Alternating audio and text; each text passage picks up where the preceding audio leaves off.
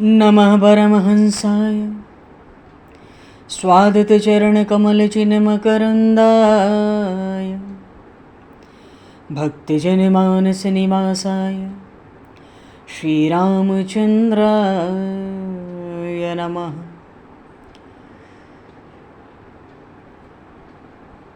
वंशीविभूषितकरान्नवनीरदाभात् पीताम्बरादरुणबिम्बफलाधरोष्ठात् पूर्णेन्दुसुन्दरमुखादरविन्दनेत्रात् कृष्णात् परं किमपि तत्त्वमहं न जाने। वागीशा यस्य वदने लक्ष्मीर्यस्य च वक्षसि यस्तास्ते हृदये संविततं नरसिंहम् अहं भजे।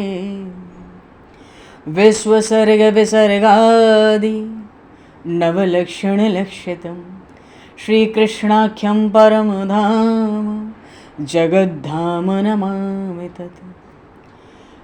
गङ्गातरङ्गरमणीयं जटाकलापं गौरीनिरन्तरविभूषितं वामभागं नारायणप्रियं अनङ्गमदापहारं वाराणसीपुरपतिं भज विश्वनाथम्।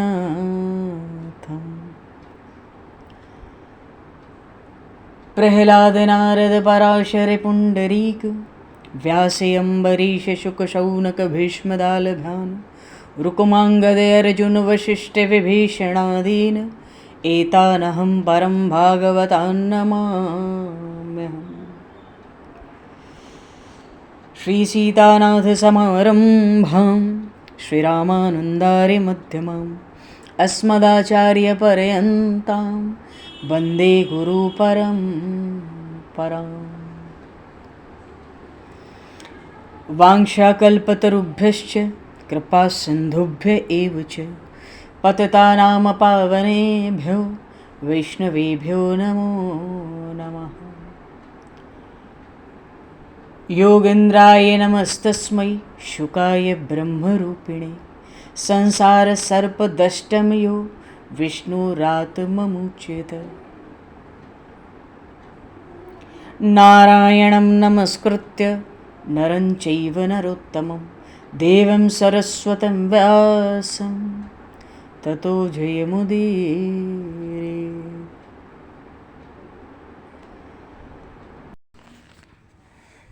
गोविंद जय जय गोपाल जय जय गोविंद जय जय राधे गोपाल जय जय राधा रमण हरि गोविंद जय जय राधा रमण हरि गोविंद जय जय श्री राम जय जय ऋषिकेश जय जय श्री राम जय जय ऋषिकेश जय जय सीतारमण राम रघुनाथ जय सीतारमण राम रघुनाथ जय गोविंद जय जय गोपाल जय जय गोविंद जय जय राधे गोपाल जय जय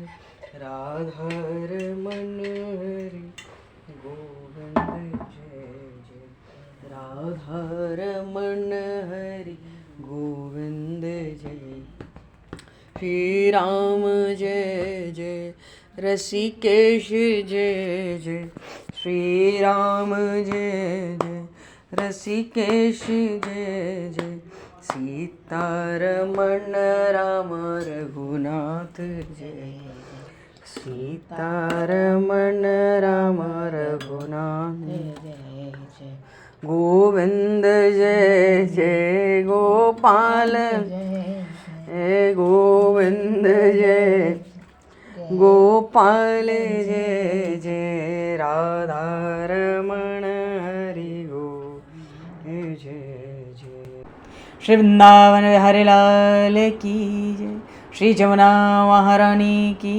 जय श्री गिरिराज महाराज की जय, श्री गिरिराज धरणे की जय, समस्त गौवंश की जय, 84 कोस ब्रजमंडल धाम की जय, श्री वेदव्यास जी महाराज की जय, श्री सुखदेव जी महाराज की जय, श्री शुत शौनक आदि ऋषियों की जय, श्री सद्गुरुदेव भगवान की जय, सब संतन की जय, सब भक्तन की जय, समस्त वैष्णवन की जय, समस्त पूर्वाचार्य चरणन की जय, समस्त संप्रदाचार्यन की जय, श्री सद्गुरुदेव भगवान की जय।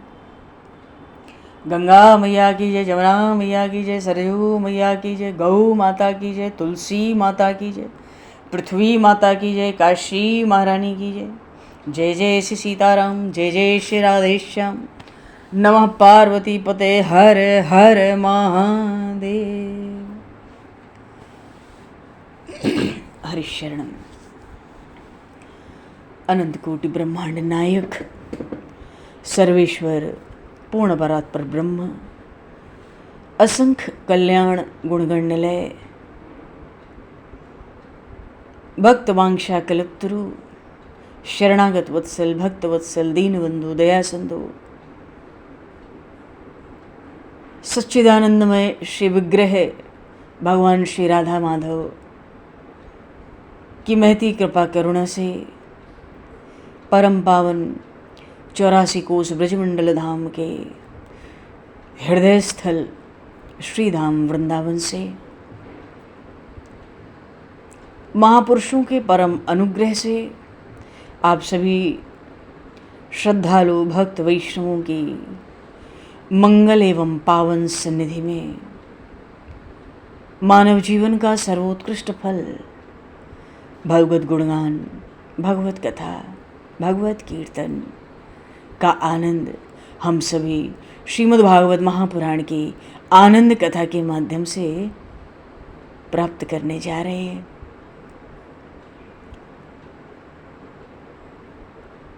सर्वप्रथम आप सभी भक्तजनों के श्री चरणों में भगवत भाव से सादर वंदन, सादर नमन। आप सभी को यथा योग्य जय सिया राम, जय जय श्री राधे, हरि शरणम। जय हो, जय जय श्री राधे, सभी को जय सिया राम, जय हो भगवान, जय हो श्री राधे, श्री राधे, जय जय जय। कासाय वस्त्रं मणिहारभूषितं सिंहासनस्थं श्रितभक्तव्यापितम् अनाथनाथं करवीरवासनं श्रीकृष्ण गोविंद शरणं प्रपद्ये। श्रीकृष्ण गोविंद मनसा स्मरामि। पूर्व प्रसंग में श्री उद्धव जी महाराज को भगवान ने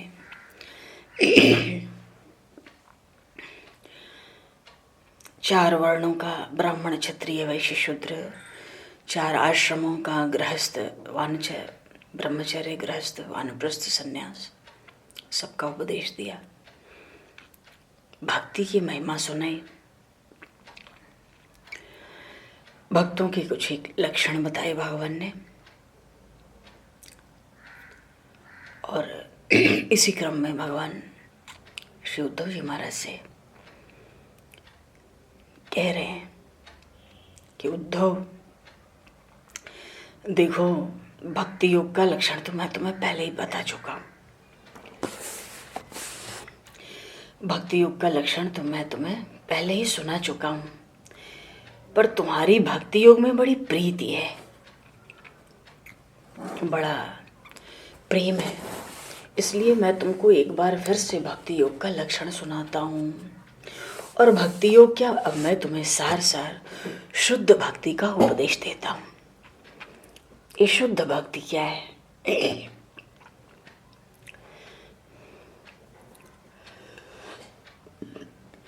भक्ति तब होगी जब प्रपंच से विरक्ति होगी, शरीर संसार जब भूलता है, जब तक शरीर और संसार से हम जागृत हैं तो भक्ति होती नहीं है पूरी पूरी। इसलिए भगवान ने कहा कि शरीर और संसार से विरक्ति होने पर भक्ति में प्रवृत्ति होती है। तो शरीर संसार से विरक्ति कैसे हो? पहली बात तो श्रुति ही प्रमाण दे रही है कि एक ब्रह्म को छोड़कर दूसरा कोई तत्व है ही नहीं, तो फिर शरीर संसार का कोई अस्तित्व नहीं रहा, उसका चिंतन भक्त क्यों करे? दूसरा प्रमाण देते हैं कि देखो, देह हो चाहे समाज हो, संसार हो, परिवार हो, ये सब नश्वर ही तो है। जो प्रत्यक्ष दिखने में आता है सब नाशवान है, क्षणिक है। ये दूसरा प्रमाण। भाई श्रुतियों ने पहला प्रमाण दिया, ब्रह्म को छोड़ के कुछ नहीं है, तो फिर कुछ चिंतन और मत करो। आंख से दिखता है, आंख ज्यादातर बंद रखो, जब आवश्यक हो तो आंख खोलो। तो वेद तो कहते हैं, और शरीर संसार नाशवान है, क्षणिक है, ये हम देख ही रहे हैं। ये दूसरा प्रमाण हो गया यहां से मन हटाने का। मार्कंडेय आदि बड़े बड़े ऋषियों ने प्रलय में देखा कि संसार की राख हो गई। शरीर की राख तो हम लोग बहुत देखते हैं। मार्कंडेय, भुषुंडी जैसे बड़े बड़े ऋषियों ने प्रलय देखा तो संसार की राख देख ली। तो शरीर की तो थी, संसार की भी राख देख गई। तीसरा प्रमाण हो गया। ये ऐतिहासिक प्रमाण है। और एक अनुमान भी होता है। चौथा प्रमाण एक अनुमान भी हो सकता है। सर्प पकड़ लिया रात को, रस्सी पकड़ ली, मालूम पड़ा सांप है, डर के मारे छोड़ दिए, कांपने लगे, पसीना आ गया। सुबह होके पता पड़ा अरे सर्प नहीं था, ये तो रस्सी थी। अच्छा, हमको तो सर्प मालूम पड़ा था। बड़ा भय हुआ। तो भ्रम है, संसार में केवल भ्रम है।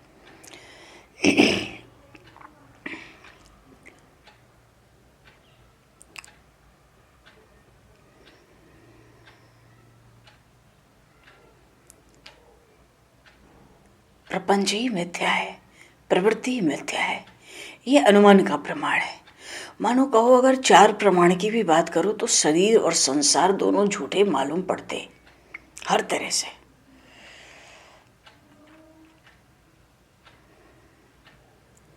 और जो विषयों का चिंतन हम करते हैं, संसार का सुख मिले, इससे हमारा लोक परलोक दोनों अशुभ हो जाता है। भगवान उद्धव जी से कहते हैं तुम तो पुण्य की मूर्ति हो। मैंने पहले तुमसे भक्ति की बड़ी महिमा कही है। वो भक्ति मुझे अत्यंत प्रिय है। जिसमें मेरी भक्ति है, जिसे मेरी भक्ति में प्रेम है, वो मुझे बहुत प्रिय है। इसलिए एक बार तुम्हें और शुद्ध भक्ति का आचरण बताता हूं।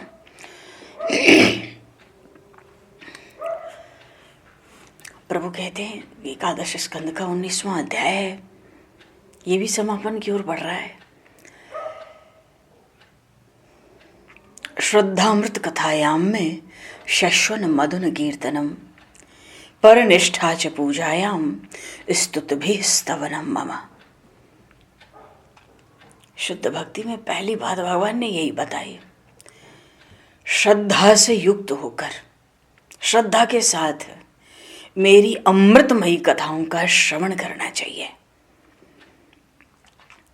देखो, बातें तो बहुत हैं, प्रसंग बहुत हैं, चर्चाएं बहुत हैं, पर अपने लिए सब कुछ नहीं है। एक ग्रंथ में जितने विषयों का प्रतिपादन होता है वो सब हमारे लिए नहीं हो सकते। उनमें इतने विषय होते हैं कि सब का काम बन जाए, कोई बचा ना रहे।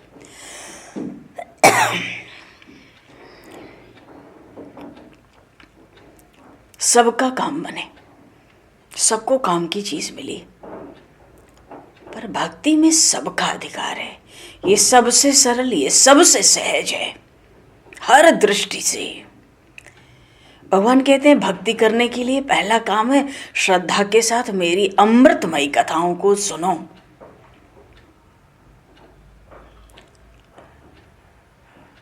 प्रभु स्वर्ग में भी तो सुना है अमृत है। अरे स्वर्ग के देवता जिस अमृत का पान करके अमर हुए हैं वे मरेंगे,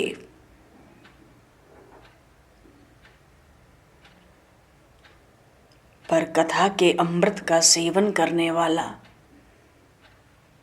कलिकाल को जीतकर अमर हो जाता है। भगवान कहते हैं वो कलिकाल को, अपने काल को जीत के अमर होगा। स्वर्ग के देवता तो अमृत पी के भी मरेंगे। श्रद्धामृत कथायाम में शश्वन मधुन कीर्तनम पर निष्ठा च पूजायाम स्तुतभे स्तवनम मम। भागवत में यही एक जगह भगवान ने उद्धव जी से कहा, ऐसी वाणी को न सुनना चाहिए न कहना चाहिए जिस वाणी में मेरा नाम गुणगान यश कीर्तन कथा न हो। वो वाणी निरर्थक है, उसको कहना सुनना निरर्थक है। भगवान कह रहे मेरे कथा के अमृत का पान करने से और मेरे गुणों का गान करने से, कथा कहो, कथा सुनो, कीर्तन करो, भजन गाओ, वे मेरे भाव में रंगकर उन्मत्त हो जाएगा, मृत्यु को मार डालेगा। समाधि का जो सुख है, हे उद्धव मेरा भक्त, उस समाधि के परम सुख को नाम स्मरण करने से, हरि कीर्तन से, स्वानंद के द्वारा परमानंद प्राप्त करता है। मेरे भजन से महापाप भस्म हो जाते हैं, तीर्थ बेचारे गरीब हो जाते हैं। अजी जप तप का संकट भी हरि कीर्तन से दूर होता है। अगर कीर्तन का घोष सुन लें तो यमलोक के व्यवहार भी बंद हो जाते हैं। कीर्तन सुन के भगवान बैकुंठ से दौड़ते हुए आकर सामने आ जाते हैं। मेरा भक्त बड़े प्रेम से कीर्तन करता है, पुष्प आदि से तरह तरह की सामग्री से मेरा पूजन करता है, मेरी स्तुति करता है। हे उद्धव, और क्या कहूं, मेरा भक्त आधा क्षण भी व्यर्थ नहीं जाने देता।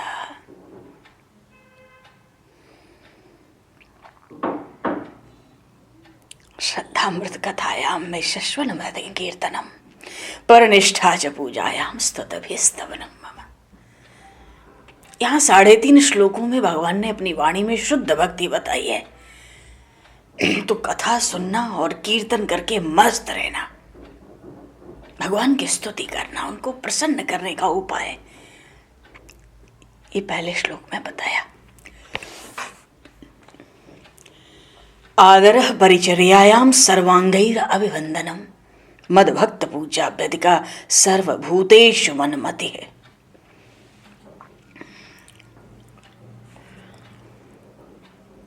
भगवान के पूजन में लगकर भक्त अपनी इंद्रियों को रोकता है, मानो हर इंद्रिय को भगवान में लगाता है।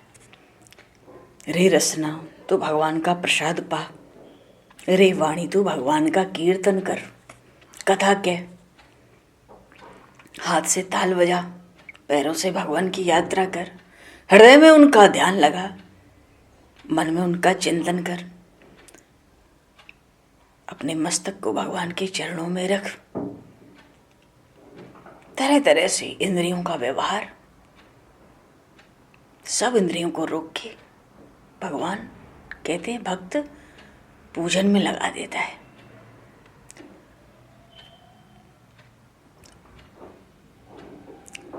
मुझे अष्टांग पांचांग प्रणाम करता है, बड़े आदर से, बड़े प्रेम से मेरा भक्त मेरे लिए भोग की वस्तु रखता है, मुझे अर्पित करता है। अच्छा, मेरे भक्त के घर जब दूसरा भक्त जाता है तब उसके लिए वो दिवाली जैसा उत्सव होता है, उसको बड़ा आनंद आता है, क्योंकि जहाँ भक्त पहुँचते हैं वहाँ तो तीर्थ दौड़ कर जाते हैं। अरे सनकादिक भी उनकी पूजा के लिए उत्सुक होते हैं, मैं भी स्वयं को भूलकर वहाँ आ जाता हूँ। अरे उद्धव, एक बात जान, प्रतिमा तो मेरी जड़ मूर्ति है, पर मेरे भक्त मेरी चेतन मूर्ति हैं। भक्तों की जब पूजा होती है मुझे बड़ा संतोष मिलता है।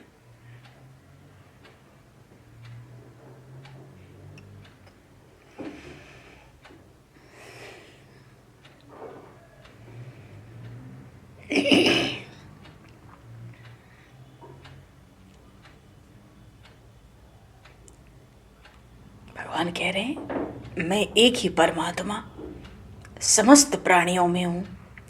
जैसे दीवार पे तरह तरह की चित्र बना लो, खींच लो, तरह तरह की आकृतियां तैयार कर लो, भैया सचमुच देखो तो दीवार तो एक ही है। भगवान कहते हैं मैं ही एक परमात्मा समस्त प्राणियों में हूं, ये निश्चित जानो। शरीर का अहम त्याग दो, प्राणी मात्र में मेरा भाव रखो, ये मेरा श्रेष्ठ पूजन है।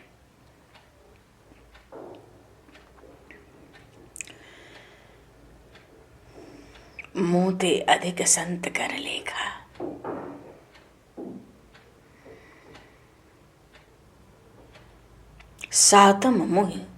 सातम सम मोहि मैं जग देखा, मोते अधिक संत कर लेखा। ये सातवीं भक्ति भगवान ने इस दूसरे श्लोक में बताई। आदरः परिचर्यायाम सर्वांगैर अभिवंदनम मद्भक्त पूजाभ्यधिका सर्वभूतेषु मनमते।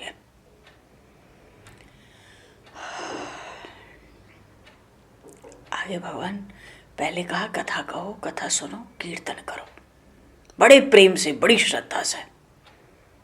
फिर कहते मेरे पूजन में समस्त इंद्रियों को रोक ले और मेरे भक्तों की पूजा मुझसे बढ़कर कर। देख मैं कैसा संतुष्ट होता हूं।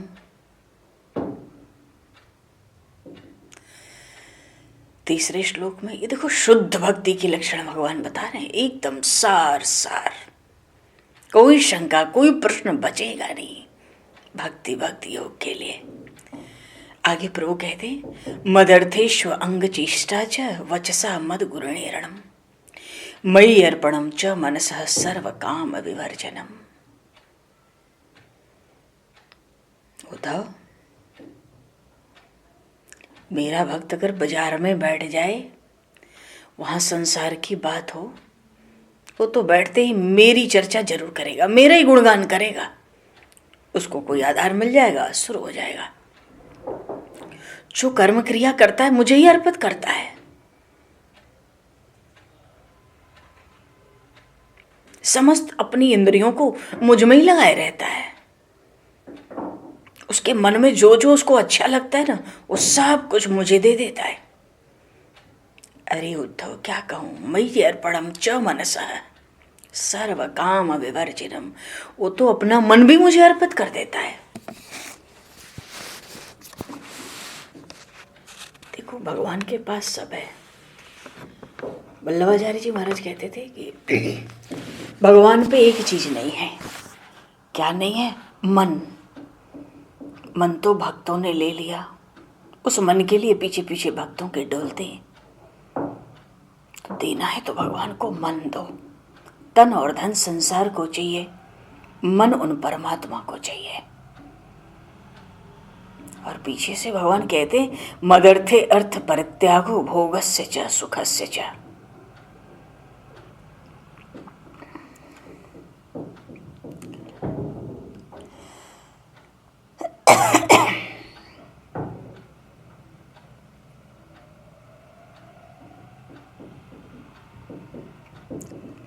भगवान के लिए अपने भोग सुख सबका परित्याग कर देता है। भगवान के लिए परित्याग करने का अर्थ है आत्म सुख की प्राप्ति के लिए। आत्म सुख का अर्थ है कण कण में भगवान हैं। हे प्रभु कृपा हो जाए, थोड़ी हम भी झलक ले देख लेते।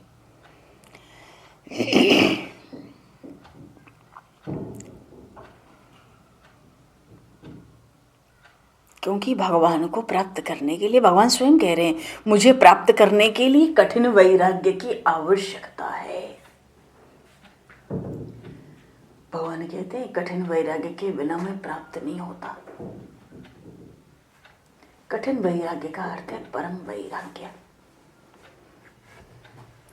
कुछ प्रेमी भक्त होते हैं, भावुक भक्त होते हैं, उनको लगता है भक्ति में ज्ञान वैराग्य की क्या आवश्यकता है।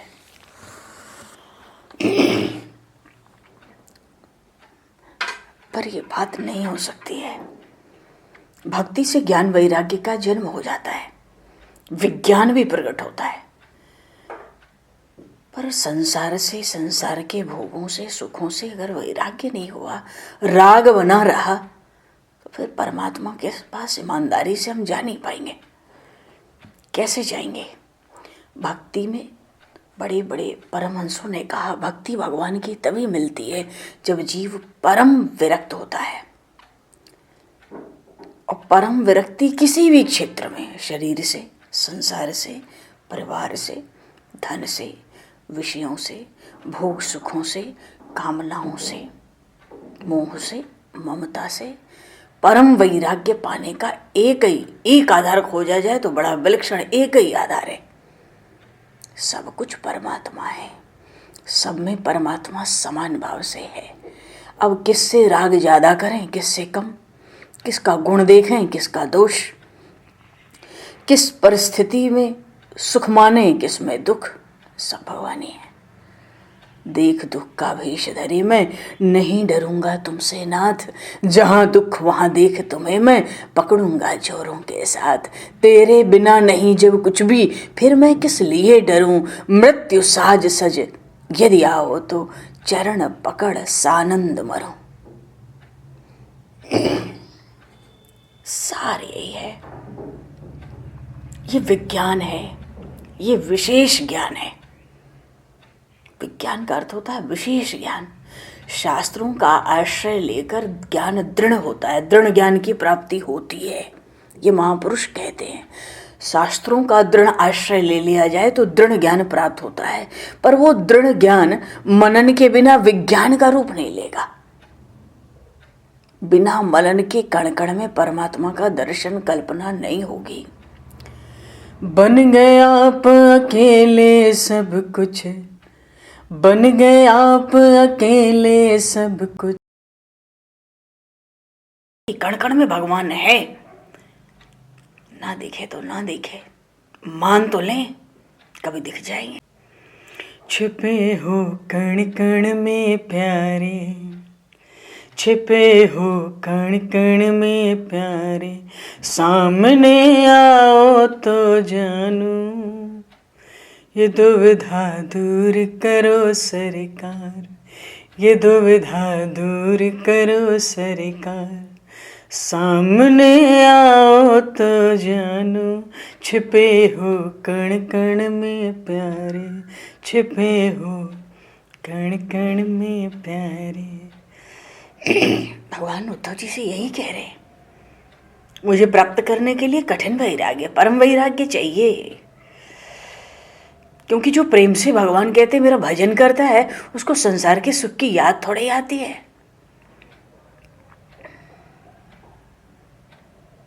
हाँ, अगर वो कोई कर्म करता है, अग्निहोत्र करता है, व्रत नियम जप तप दान कुछ भी करता है, मेरी प्रसन्नता के लिए करता है, मेरी आज्ञा को मानकर करता है,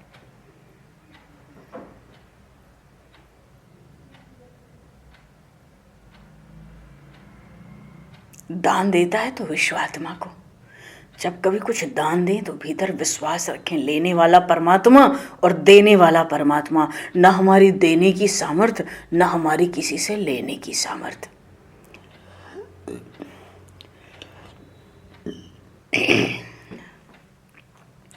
परमात्मा दे रहा है, परमात्मा ले रहा है, न मैं देने में न मैं लेने में।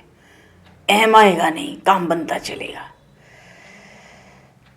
भगवान के भजन का सुख ऐसा है, भगवान कहते हैं भोग भूल जाता है, वो तो संसार का सुख भूल जाता है।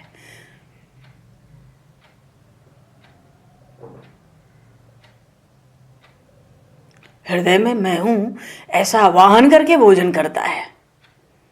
भोजन करते समय कौर कौर ग्रास ग्रास पर मेरा स्मरण करता है। तो भैया जो ऐसे खावे तब तो उसका खाया हुआ सहज ही ब्रह्मार्पण हो जाए। भाव है भगवान के भक्त अपने सब कर्म भगवान को ही अर्पित करते हैं।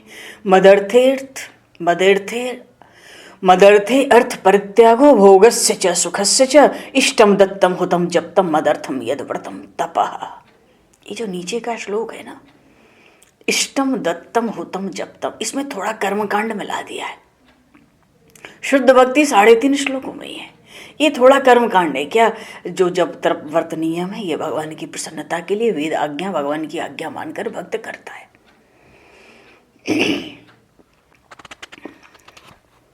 एक जगह भगवान ने उद्धव जी से कहा यहीं पर कि मैं तुमको अपना गूढ़ रहस्य कहता हूं, सुनो। हाँ प्रभु, मेरी सप्रेम भक्ति ही उत्तम धर्म है।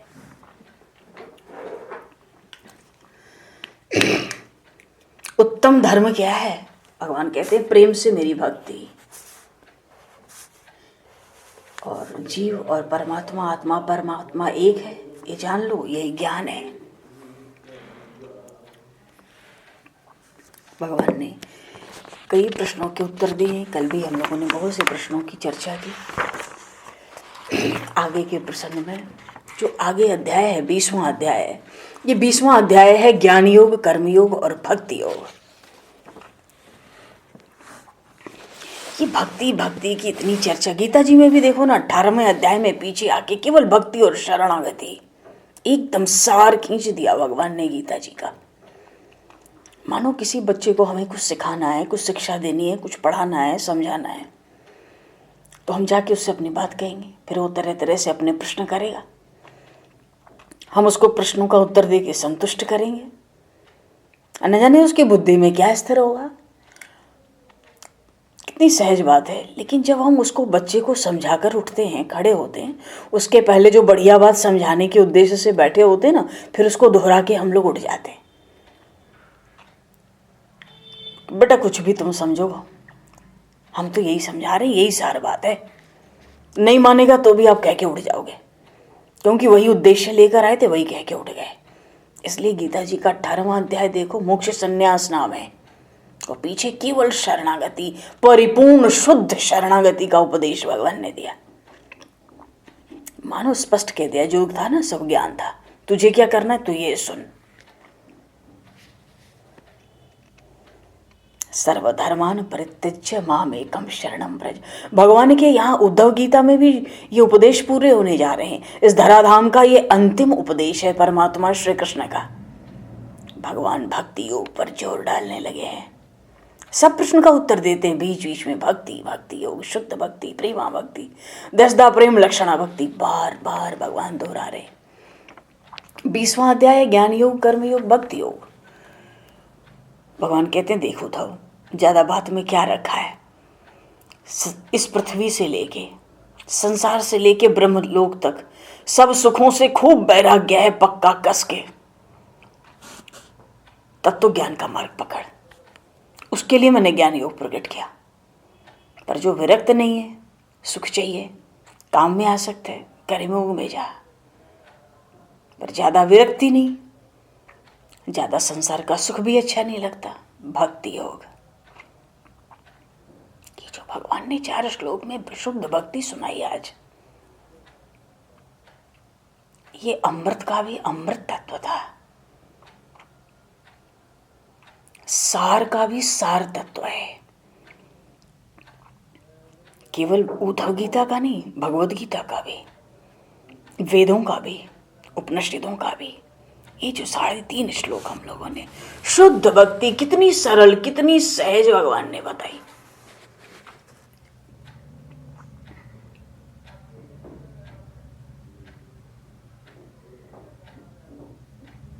भक्ति करते करते जीव का भगवान में प्रेम बढ़ता है, तो विरक्ति सहज ही आ जाती है।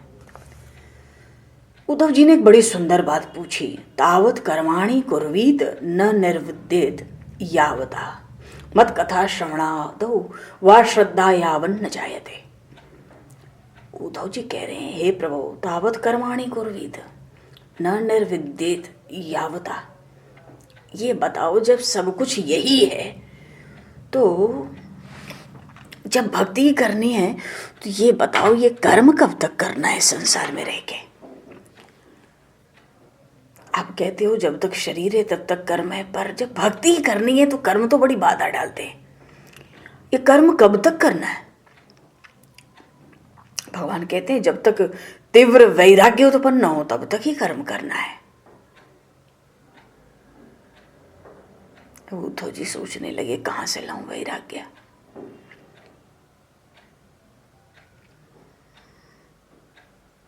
देखो जैसे हम वमन कर दें, कुछ भीतर का भोजन उलट के बाहर निकल आवे, तो बढ़िया से बढ़िया खाया हुआ भी कोई खाना चाहता है क्या?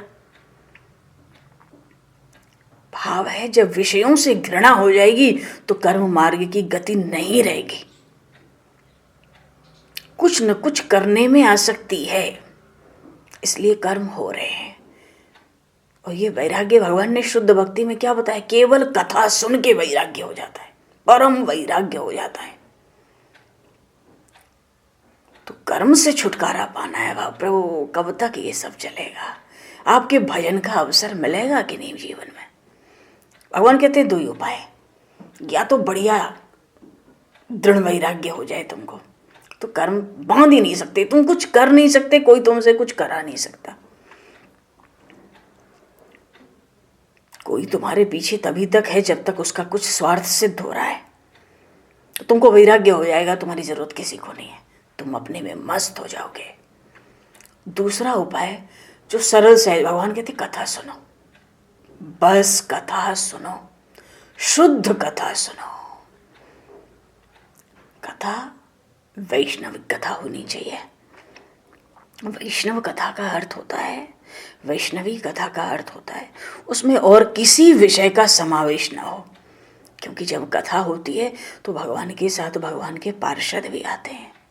भक्त लोग कथा कहते हैं, भगवान भक्तों की भूल और दोष तो देखते ही नहीं, पर पार्षद देखते हैं। उस कथा में कोई हंसी की बात करे, हंसी आवे, बाहर का कोई समाज का परिवार का प्रसंग आवे तो उतना ही जहां से ज्ञान भक्ति की बात है, दृष्टांत के लिए आवे। जिस कथा में बाहर की चर्चा होती है कुछ भी, वहां आए हुए भगवत पार्षद उस वक्ता को श्राप दे के चले जाते हैं। भगवान नहीं देते, पार्षद, क्योंकि भगवान के पार्षद बड़े उत्साह से भगवान की कथा सुनने आते हैं।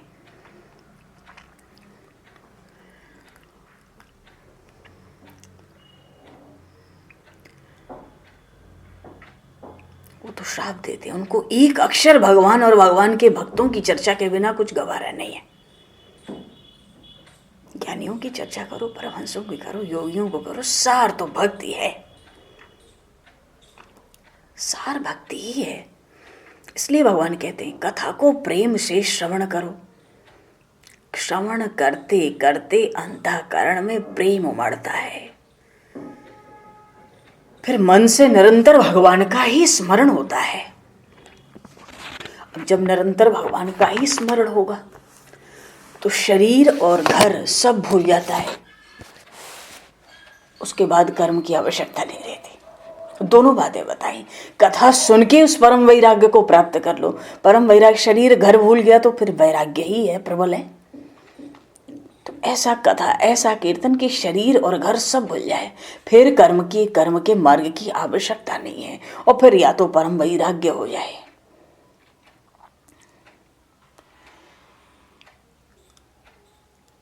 जब तक उतनी लगन न हो, फिर हे उद्धव, गृहस्थ आश्रम में रह के जो निष्काम होकर स्वधर्म का आचरण करता है, नित्य और नैमित्तिक कर्म करता है, वो सब मुझे ही अर्पित करता है। गृहस्थ आश्रम में 3 बातें मुख्य हैं, इनसे बचना। भगवान कहते हैं पर द्रव्य, दूसरे का धन मत देखो। धन पराव विषते विष भारी, पराया धन तो भारी विष है, भयंकर विष, कुल का नाश करता है, वंश को नष्ट कर देता है। पर द्रव्य नहीं देखना है, पर स्त्री नहीं देखनी है, और दूसरों की निंदा नहीं करनी है। ये 3 काम गृहस्थ न करें तो भगवान ने कहा इस लोक में रह के उनको विरक्ति प्राप्त हो जाएगी। यही तो करना क्या है? स्वधर्म का आचरण, नित्य नैमित्तिक कर्म, और इसकी आज्ञा वेद दे रहे हैं। क्योंकि अगर यहां घर में रह के स्वधर्म का आचरण करें तो पाप धुल जाते हैं। पाप धुल जाएंगे तो पाप पुण्य का दोनों, भाई पुण्य भगवान को दे दिया, स्वधर्म के पालन से पाप नष्ट हो गए, अंतःकरण शुद्ध हो गया, अंतःकरण पवित्र हुआ, प्रपंच की बुद्धि चली गई, भगवान का ज्ञान, भगवान की भक्ति हृदय में प्रकाशित हुई। और जब भगवान का ज्ञान या भक्ति हृदय में प्रकाशित होती है, भगवान कहते हैं वो केवल मुझे ही सब जगह देखता है।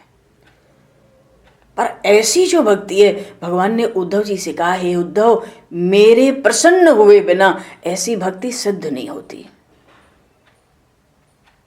प्रभु प्रसन्नता क्या है आपकी? मेरी प्रसन्नता का कारण तो ये मनुष्य शरीर है। बोलिए श्री भक्त वत्सल भगवान की। जब तक मनुष्य शरीर हमारे पास है, हमसे भाग्यवान कोई नहीं है। पर उद्धव थोड़ा सावधान, सावधान। हम प्रभु देखो, दिन रात आयु नष्ट हो रही है, इस विषय में सावधान। दिन रात आयु नष्ट हो रही है। हाँ, जैसे मानो कोई वृक्ष है, वृक्ष तो हमारा शरीर हो गया। कोई वृक्ष है जंगल में और कोई निर्दयी पुरुष जड़ से काटे, ऐसे ही काल मृत्यु इस शरीर के पीछे पड़ा रहता है। जैसे कोई निर्दयी वृक्ष की जड़ काटे, अब उस वृक्ष पे न जाने कितने घोंसला बना के पशु पक्षी रह रहे हैं, उनको खबर ही नहीं है कि कोई निर्दयी इस वृक्ष को, जिस वृक्ष पे हम रह रहे हैं, उसको निरंतर काट रहा है बिना रुके। उसके लिए दिन रात भी नहीं है, उसके लिए पलकों का गिरना उठना भी नहीं है, वो इतना भी अवकाश नहीं लेता, दिन रात वृक्ष को काट रहा है। बड़ा कठोर है हृदय का। ये निर्दयी पुरुष कौन है? काल, मृत्यु, काल। और ये वृक्ष है हमारा शरीर। और वृक्ष पर घोंसला बना के कौन रह रहा है? जीवात्मा, हम स्वयं रह रहे हैं। भगवान ने आश्रय के रूप में जीवात्मा को ये वृक्ष दिया, ये शरीर दिया है, पर वो काल तो निरंतर उसको काट रहा है। क्यों? ये काल देह के पीछे पड़ा है। ये निर्दयी मनुष्य जो है, ये वृक्ष के पीछे पड़ा है, इसको वृक्ष चाहिए। तो वृक्ष जब कटता है ना, तो वृक्ष पर बैठा हुआ पक्षी देखता है, अरे हमने जिस पेड़ पर घोंसला बनाया वो पेड़ तो कट रहा है। तो अभी तक उस वृक्ष का, उस घोंसले का अभिमान, बहुत सावधानी से श्रवण करो, बहुत सुंदर भगवान ने दृष्टांत दिया है भागवत में। पक्षी अचानक देखता है, अरे ये तो आधा पेड़ लगता है कट गया है, आधा ही बचा है। हम तो इस वृक्ष को अपना आश्रय समझ रहे थे, हमने इसके भीतर घोंसला बना लिया, अपने घर परिवार का, कुटुंब का विस्तार कर लिया। ये तो बड़ा निर्दयी है, नीचे से काट रहा है, वृक्ष गिरेगा तो हम सब मर जाएंगे। वो क्या करता है? वृक्ष का अभिमान छोड़ के उड़ के भाग जाता है। उस वृक्ष का अभिमान छोड़ता है, उसकी आशा भी त्याग देता है, आकाश में उड़ जाता है। ऐसे ही ये जो शरीर रूपी वृक्ष है, दिन रात इसको काल काट रहा है। दिन रात काटते, एक दिन एक रात, एक दिन एक रात, धीरे धीरे बीतता जा रहा है समय। इसलिए भगवान ने कहा, उद्धव, इस शरीर के अभिमान को त्याग कर कल्याण के मार्ग पर चलो। देह को मैं मानोगे तो अनिवार्य रूप से दारुण दुख भोगना पड़ेगा। दिन रात आयु नष्ट हो रही है। ये जो कलिकाल है ना, इसका वेग बड़ा प्रबल है। इसलिए आयुष्य पर विश्वास मत रखो कि मेरी इतनी आयु होगी। शरीर की आसक्ति को त्याग दो।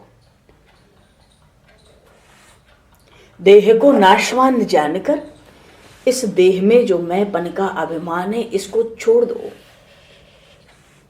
सावधान होकर भक्ति और ज्ञान को सिद्ध कर लो।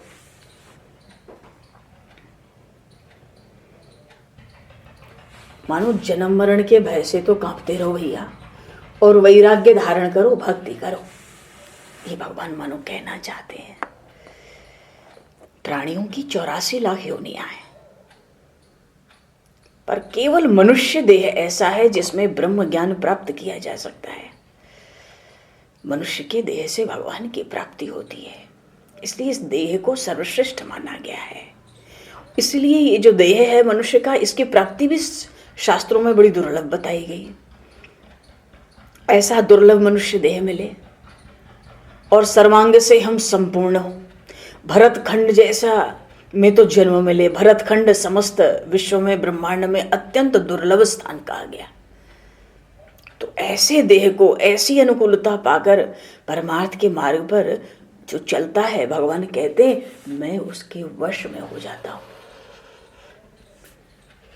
जब यमराज के पास प्राणी जाता है ना, अपने सिंहासन से उसको फटकार लगाते हैं, क्यों रे दुराचारी, मनुष्य देह पाकर भारतवर्ष ऐसे स्थान में जन्म लेके तूने पाप कमाया। संकादिक भगवान भागवत के आरंभ में कहते हैं मनुष्य देह पाकर तूने भागवत नहीं सुनी एक बार, तू बड़ा पापिष्ट है। पर जो सरल है, विवेकी है, भवसंत उतर जाता है, गुरु पतवार के रूप में उसको पार लगा देते हैं। गुरु कान में मंत्र का उपदेश देते हैं ना, इसलिए गुरु को हर जगह शास्त्र में कर्णधार कहा गया। नाव को चलाने वाला कर्णधार, वो गुरु भक्त का उद्धार करता है, संसार सागर से पार करता है। मनुष्य का शरीर तो जहाज की तरह है, गुरु नौका है। मैं अनुकूल वायु चलाता हूं जिससे वो जल्दी पार लग जाए। उल्टी दिशा में हवा चले तो फिर नौका पर भी भार आता है।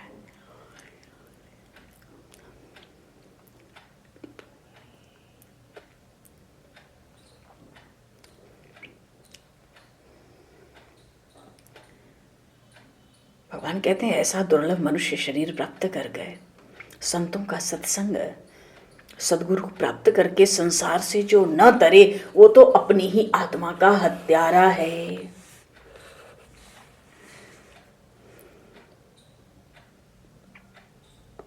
विषय, जो संसार के सुख अच्छे लगते हैं, वो तो ऐसा है कि विषय के बदले में क्या लेते हैं, नर शरीर को बेचकर नरक भोगते हैं।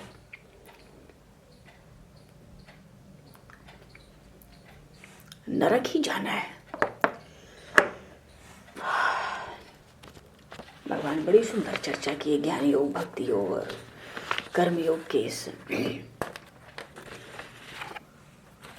भगवान कह रहे हैं कि जात श्रद्धा मत कथासो निर्विष्णा सर्व कर्मशु वेद दुखात्म कान कामान परित्यागोप्यनीश्वरः। देख भाई उद्धव, अब ज्यादा समय तो है नहीं तेरे मेरे पास। इतना कहता हूं, मेरी कथा सुनने से संसार के दुखों से मुक्ति प्राप्त होगी। और तो ऐसी श्रद्धा भीतर अगर जमा लेगा ना कि भगवान की कथा के सुनने से दुखों से मुक्ति प्राप्त होगी, तो इतनी श्रद्धा से ही तुझे विरक्ति प्राप्त हो जाएगी।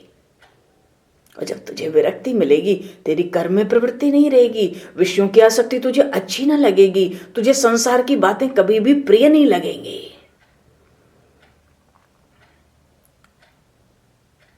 इसलिए जो लोग अपने अंगों से, अपने शरीर से सर्वथा त्याग करने में समर्थ नहीं है, भगवान ने कहा उनको आदर पूर्वक मेरा भजन कीर्तन और सारे कथा श्रवण करना चाहिए। संसार का सुख तो लेते, अब विषयों का एकदम तो त्याग होता नहीं। तो भगवान कहते हैं ठीक है, मेरी प्राप्ति के लिए मेरी सहायता तो मांगो, महाराज कृपा करो। भगवान कहते हैं देखो, संसार में मन फंसा है, एक ही कारण है, संसार का सुख, घर का सुख, खाने का, पहनने का, परिवार का सुख, कहीं ना कहीं वो अच्छा लगता है अभी। इसलिए जब तुम संसार के सुख को भोगो तो ये विशेष ध्यान रखो, सदा दृष्टि में उसका परिणाम रखो कि निश्चित रूप से इन संसार के सुखों को लेकर हमें नरक की यातना करनी पड़ेगी। और ऐसी स्थिति में व्याकुल हो जाओ, गदगद कंठ से मेरी प्रार्थना करो, मुझसे कहो। ऐसे भगवान कहाँ मिलेंगे बताओ, जो खुद कह के बताते हैं कि मुझसे कहो, क्या कहो ये भी बताते हैं। हे कृपालु, हे नाथ, हे चक्रपाणी, इस विषय रूप महासागर में मैं तो फंस गया। इसलिए हे नाथ,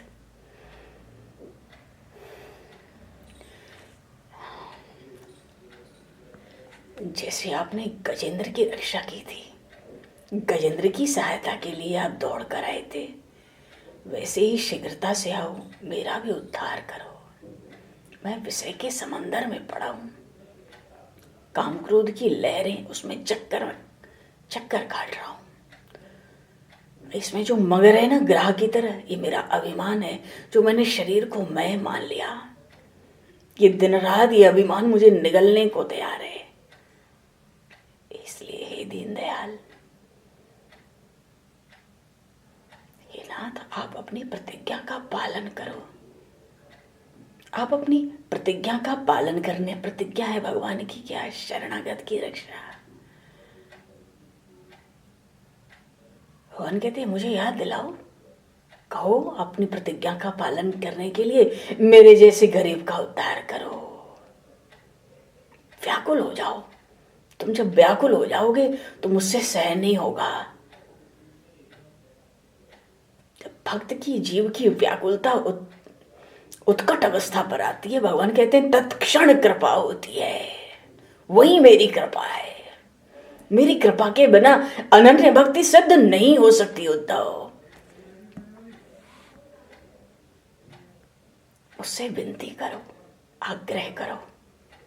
आपने बड़े पतितों को तारा। नाथ, दया की दृष्टि डालो। मेरे लिए क्या विचार कर रहे हो?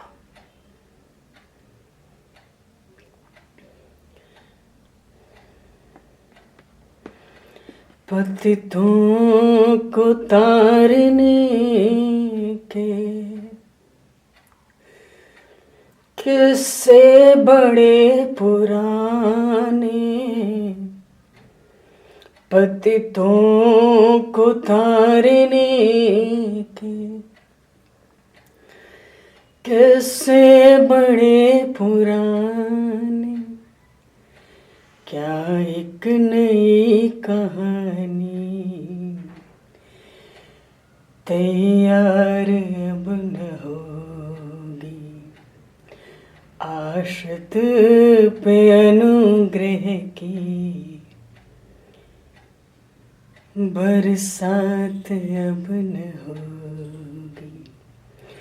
घर है स्वभाव बदला तो साफ साफ कह दो। घर है स्वभाव बदला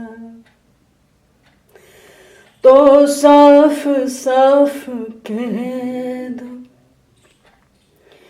होई बार बार करुणा,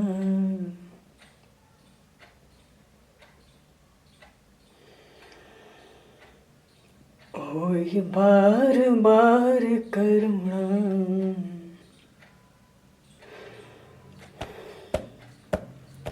होई बार बार करुणा, इस बार अब न हो। होई बार बार करुणा, इस बार अब न हो। हे नाथ, क्या ये विनती स्वीकार अब न होगी। हे नाथ, क्या ये विनती आश्रित पे अनुग्रह की भरमार बना। हुई बार बार करुणा।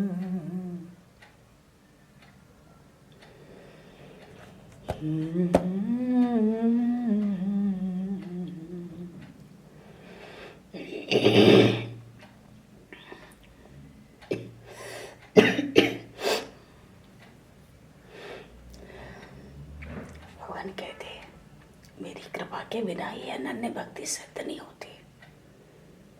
और भक्त उत्सुक हो जाए तो फिर मुझसे सहन नहीं होता।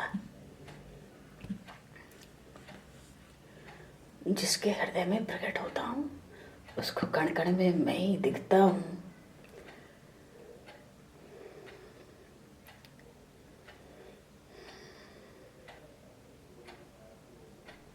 जब हृदय में नारायण प्रकट होते हैं तो फिर शरीर का भान भक्त को नहीं रह सकता।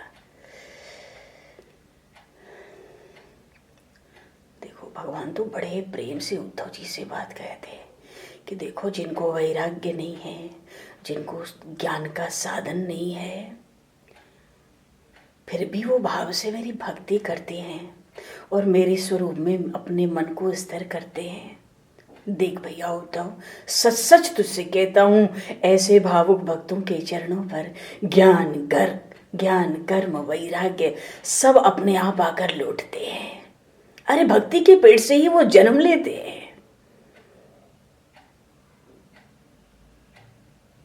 अगर भगवान कह रहे हैं अगर मेरी भक्ति सिद्ध हो जाए तो ज्ञान आदि तो उसके सेवक होकर रहते हैं।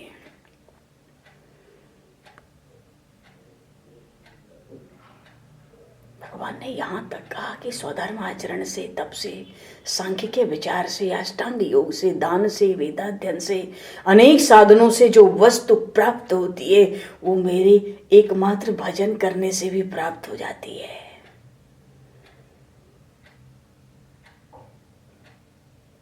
मेरी भक्ति सिद्ध हो जाए तो दूसरे जो बड़े कठिन कठिन साधन हैं उनका संकट उठाए बिना सारे फल दरवाजे पर आकर खड़े रहते हैं। सब खड़े रहते हैं। बोले श्री भक्तवत्सल भगवान की जय। भगवान ने उद्धव जी से कहा, मैंने अब वेद वाणी के द्वारा भक्ति ज्ञान और कर्म योग का उपदेश दिया है, इसको बड़ी सावधानी से चित्त में रखना। मेरी भक्ति सिद्ध करके मुझे प्राप्त करना। जो नित्य और अनित्य का विवेक रखता है वो अनित्य का नाश करके ज्ञान योग से मुझे प्राप्त करता है। कर्मयोगी कर्म से, कर्म को काट कर स्वधर्म के आचरण से कर्मयोग को सिद्ध करके मुझे प्राप्त करते हैं। पर भक्त, कोई कोई भक्त मेरी भक्ति सिद्ध करके मुझे प्राप्त करते हैं।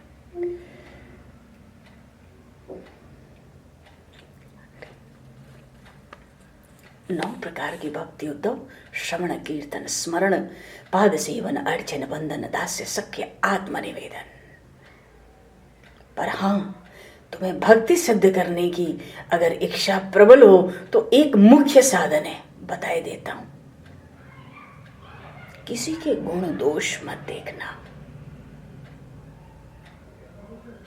भगवान ने इस 20वें अध्याय में भक्ति योग का ऐसा निरूपण करके मानो इस एकादश स्कंद का विश्राम स्थान के रूप में उद्धव को ये भक्ति योग अर्पित किया।